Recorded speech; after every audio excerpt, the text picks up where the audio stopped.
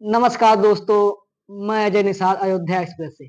जैसा कि आप जानते हैं, नीट की परीक्षा 5 मई को आयोजित की गई थी और 4 मई को ही ऐसा सुनने में आ रहा था कि बिहार नीट का पेपर जो है वायरल किया जा रहा है।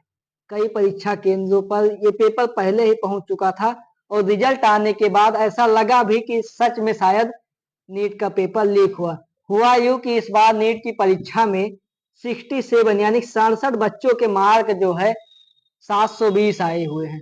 दो बच्चों के मार्क्स तो इस प्रकार से 718 और 719 आए हुए हैं, तो माइनस मार्किंग के चलते, जो कि संभव नहीं है, लेकिन जब एनटीए से पूछा गया किस आधार पर इन बच्चों को 718 और 719 नंबर दिया गया, तो उन लोगों का कहना है कि ग्रेस मार्क के चलते ये किया गया है।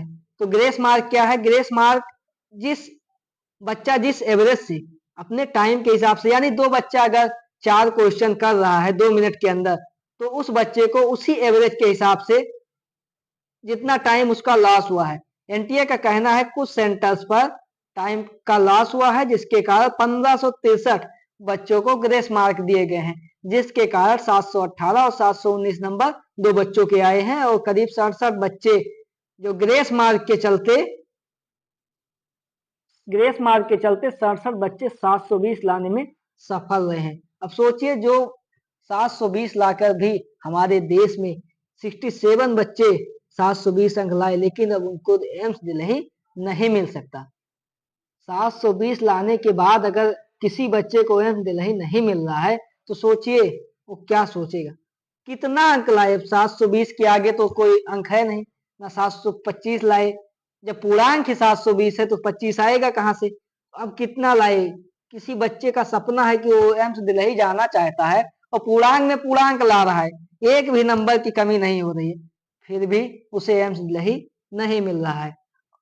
एनटीए इस प्रकार से जवाबदेही दे रहा है, जैसा लग रहा है कि पेपर लीक नहीं हुआ। एनटीए का साफ कहना है पेपर कहीं भी लीक नहीं हुआ है, और अगर ऐसे मामले उठते हैं तो ये करीब 1600 बच्चों का मामला है, उन्हीं पर हम कार्रवाई करेंगे, वहीं पर री एग्जाम कराएंगे। बाकी कहीं भी री एग्जाम होने के चांसेस नहीं है। आप लोगों को जो अफवाहें फैलाई जा रही है कि 8 जुलाई को री एग्जाम होगा नीट का, तो ऐसा कुछ होने वाला नहीं है। सुप्रीम कोर्ट इस पर सुनवाई कर रहा है। सुप्रीम कोर्ट ने काउंसलिंग पर रोक नहीं लगाई है। उसका कहना है काउंसलिंग यथावत जारी रहेगी जैसा कि चल रही है। तो आप लोग ज्यादातर अपने पढ़ाई पर फोकस कीजिए और आगे टारगेट जो है आपका देखिए, जो इस बार हुआ है, हो सक तो आप मेहनत करते रहिए, और हो सकेगा अगर किस्मत में आपकी होगा, आपकी मेहनत रंग लाएगी, तो अगली बार आपको एम्स दिल्ली मिल सकता है। धन्यवाद दोस्तों।